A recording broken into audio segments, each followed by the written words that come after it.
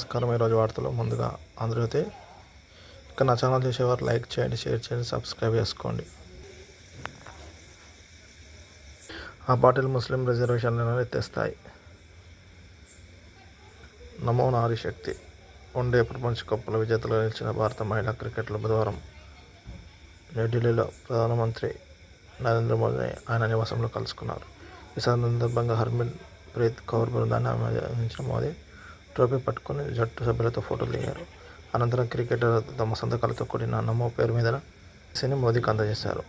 ఇక BRS, BJP కలిసి ప్రయత్నం చేస్తున్నాయి. హిందూ ముస్లింలు కాంగ్రెస్ రెండు కన్నులు. కిషన్ రెడ్డి నాకు సవాలు విసరడం కాదు. కేసీఆర్, కేటీఆర్ అరెస్టుకు ఢిల్లీకి కొట్లాడాలి. జూబ్లీహిల్స్లో బీజేపీ డిపాజిట్ తెప్పించగలరా? సవాల్ చేసి పారిపోవడం కేటీఆర్కి అలవాటే. బీఆర్ఎస్, బీజేపీ వల్ల జూబ్లీహిల్స్ సమస్యలు.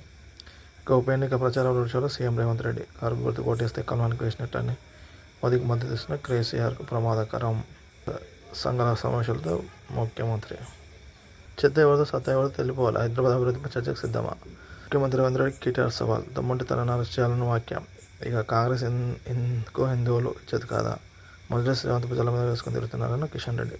ఇక పక్కా లెక్కలతో బెట్టింగ్. జూబ్లీహిల్స్ గెలుపుపై ప్రత్యేక సర్వేలు. స్థానిక బంధువులు, ఏపీ వాసుల ఫోన్లు.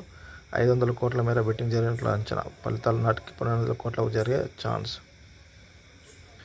బీహార్లో తొలి విడత పోలింగ్ నేడే. 121 అసెంబ్లీ స్థానాలు బరిలో.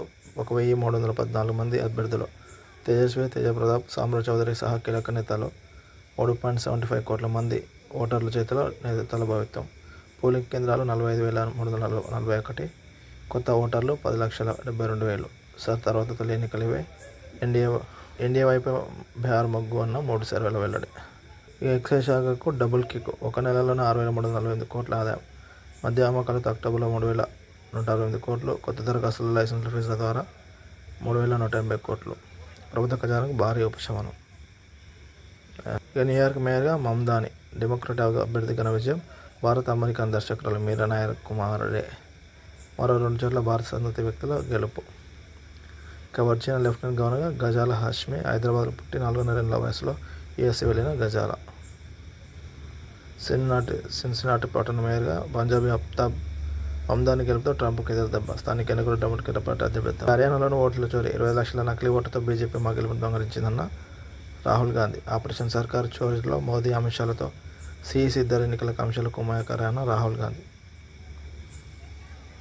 కరూ 4,000 కోట్ల ఢిల్లీ హౌసింగ్ సొసైటీ స్కామ్ కేసులో మాజీ ఐఏఎస్కు 5 ఏళ్ల జైలు శిక్ష. మరో 12 మందికి శిక్షలు ఖరారు.